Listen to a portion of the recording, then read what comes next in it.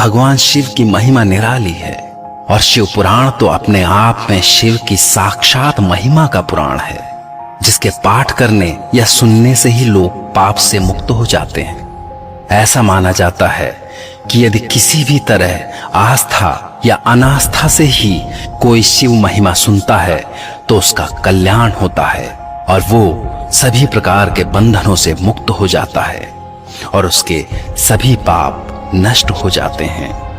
बहुत पहले की बात है कि बनियों के एक नगर में एक ब्राह्मण रहा करता था। उसका नाम था देवराज। वो जाति से तो ब्राह्मण था, लेकिन ज्ञान से हीन, दुर्बल और दरिद्र था। उसका ब्राह्मणों के धर्म से कोई लेना देना नहीं था। वो एकदम स्वार्थी था, केवल अपनी जोड़ गांठ में ही लगा रहता था।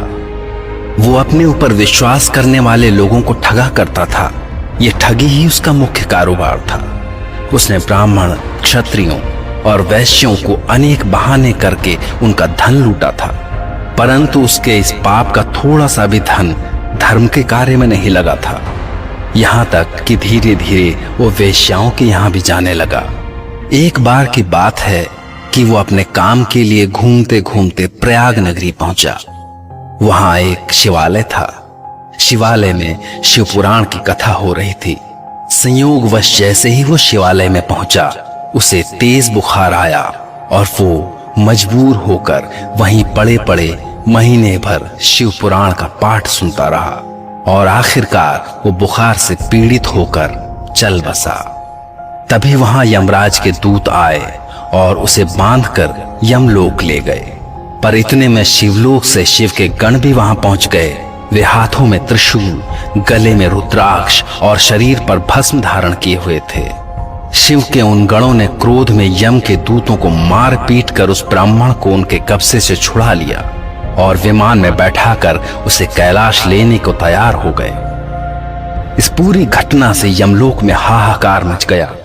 इस भयानक हाहाकार को सुनकर यमराज अपने भवन से बाहर निकले।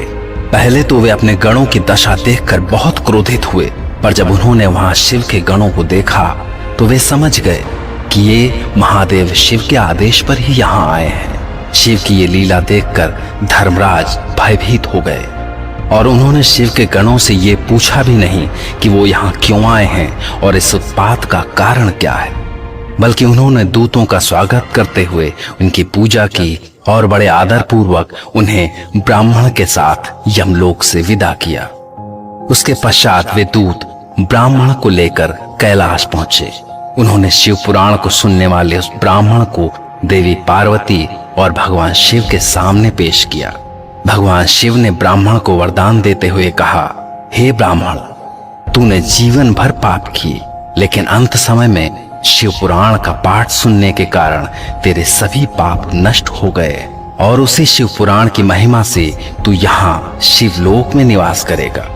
ऐसा सुनते ही वो ब्राह्मण धन्य हो कहता हुआ महादेव के चरणों में गिर गया।